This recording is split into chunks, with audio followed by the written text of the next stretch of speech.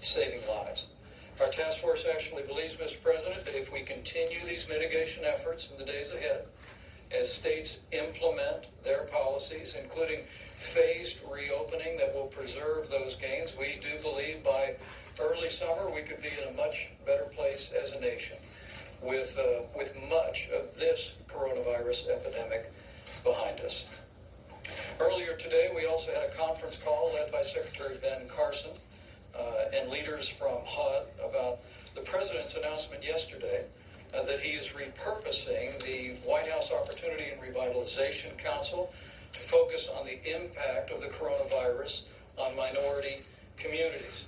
Secretary Carson will convene the council tomorrow and will be reporting tomorrow afternoon on their progress. We want to thank the more than 270 leaders of organizations dedicated to housing, homelessness, and improving the lives of people across our urban communities, not only for being with us today, for the way they have partnered with our administration and partnered with state and local officials to put the health of all of their constituencies first. As the President mentioned, you'll receive a report that our task force received formally this week from Bill Bryant of the Science and Technology Directorate at the Department of Homeland Security. He will outline, as the President said, encouraging news about the impact that heat and sunlight have on the coronavirus, which will increase the confidence that we feel about the coming summer. On the subject of testing, at the present moment, we have reports of 4.93 million tests having been performed across America. And encouraging news as states have been engaging commercial labs at a higher level across the country. Yesterday, our commercial lab system did more than 100,000 tests in a single day. So we're beginning to activate all of the capacity.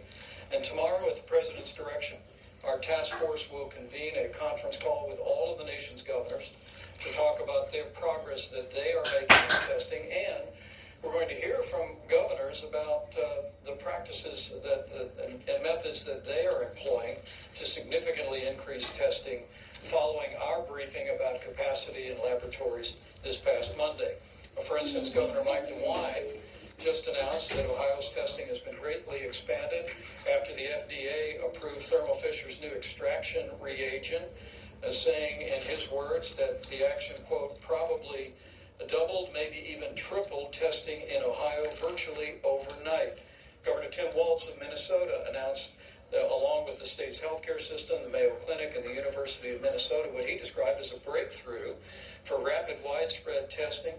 He was able to test more than 20,000 people using a molecular test per day. Governor Kim Reynolds of Iowa launched the Test Iowa initiative that will triple testing capacity by partnering with Nomi Health and Domo. She also worked with the University of Iowa hospitals to leverage further capacity. And Governor Eric Holcomb and Governor Andy Beshear of Indiana and Kentucky, respectively, both announced additional drive-through testing locations. Our priority has always been to focus first on those impacted by the coronavirus and then on those extraordinary healthcare workers ministering to their needs every day.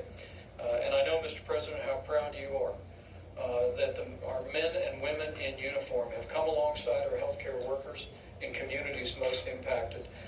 And I know the American people are proud as well. As of today, FEMA reports that 35,000 National Guard have been deployed across the country to aid in our coronavirus response. Governor Kevin Stitt of Ohio actually deployed the National Guard to hospitals across the state to evaluate protective equipment and hospital capacity and report it into state emergency management and FEMA. And Governor Greg Abbott of Texas actually mobilized more than 1,200 National Guard and 45 teams to provide greater access to testing.